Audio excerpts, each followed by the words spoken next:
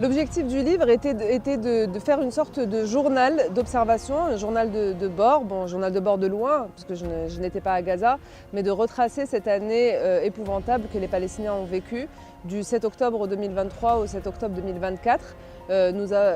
Après, j'ai poussé un petit peu jusqu'à janvier le récit, mais l'idée c'était ça, c'était de retracer l'année. Les chapitres du livre, c'est octobre, novembre, décembre, janvier, etc., en reparlant, en consignant tous les événements importants qui ont été vécus à Gaza et dans le monde en relation avec Gaza pendant cette année. Il y a eu tellement d'horreurs, tellement tous les jours il s'est passé des choses, des massacres, des événements, des commentaires dégoûtants sur déshumanisant les Palestiniens, etc., qu'on oublie, on ne peut pas se souvenir de tout, c'est trop d'informations. Je pense que le traitement médiatique du génocide à Gaza a été un naufrage médiatique, c'est une catastrophe pour cette profession.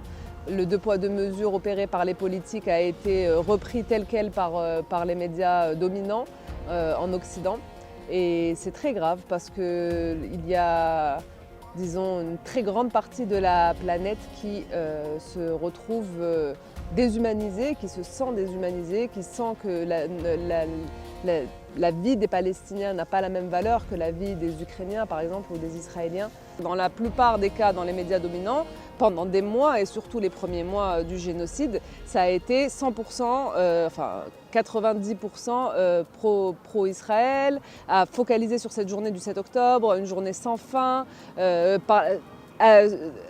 date à laquelle tout aurait commencé et tout se serait arrêté, déclencheur de tout, une attaque du Hamas sans cause, présentée comme sans cause, etc. Et dans le meilleur des cas, donc, il y avait un traitement un peu équilibré.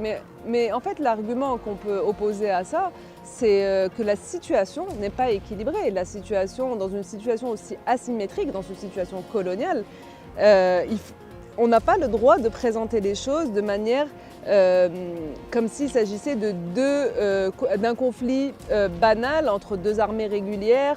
Ce n'est pas ça en fait, c'est une situation coloniale avec un oppresseur qui est l'État d'Israël et un opprimé qui est le peuple palestinien.